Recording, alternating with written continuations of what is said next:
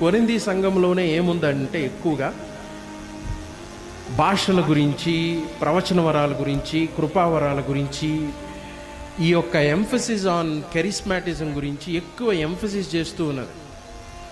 కాబట్టి వాళ్ళు క్రీస్తు అంటే ఏమనుకుంటున్నారు అని అంటే, వాక్యము కాకుండా మనిషి పొందేటువంటి కృపావరాలు కావచ్చు, స్వస్థతలు కావచ్చు, అద్భుతాలు కావచ్చు, వాళ్ళల్లో దేవుడు చేసేటువంటి మానసికమైన సంతోషం కావచ్చు, వాళ్ళకి ఇచ్చే ఆత్మలో భాషలు మాట్లాడటం కావచ్చు, ఈ అనుభవాల మీద క్రీస్తు మీకు తెలియపరచబడుతున్నాడంటే కాదు. వాస్తవానికి లేఖనాల ద్వారా మనిషి క్రీస్తుకు తెలియపరచబడాలి.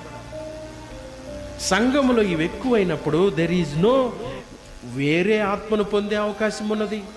భ్రమపరిచేటువంటి ఆత్మ ఇక్కడ ఉన్నది. మనుషుల్ని మోసగించేటువంటి వ్యక్తులు వస్తారు.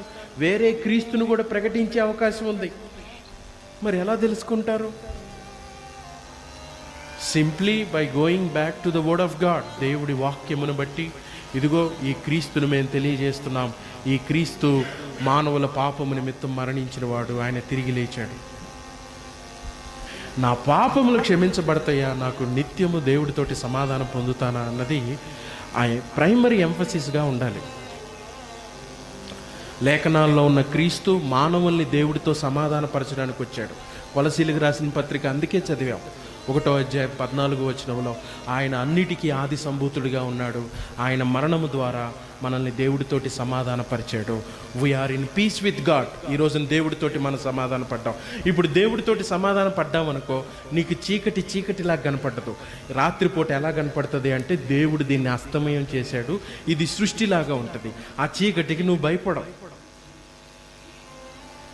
మనుషులు పెట్టేటువంటి శాపాలకి నువ్వు భయపడవు. ఎందుకంటే దేవుడితోటి నువ్వు సమాధాన పడ్డావు. క్రీస్తు నీ అందున్నాడు కాబట్టి, క్రీస్తు నీతో ఉన్నాడు కాబట్టి నీకు విరోధముగా ఏ ఆయుధము నిరూపించబడదు. అది వర్ధిల్లదు, అది నిలబడదు, అది ఓడిపోయింది. ఎందుకంటే దేవుడితోటి వారు సమాధానపరచబడ్డాడు. క్రీస్తు అనేటువంటి ఈ వ్యక్తి ద్వారా వాళ్ళు కడగబడ్డారు, విమోచించబడ్డారు.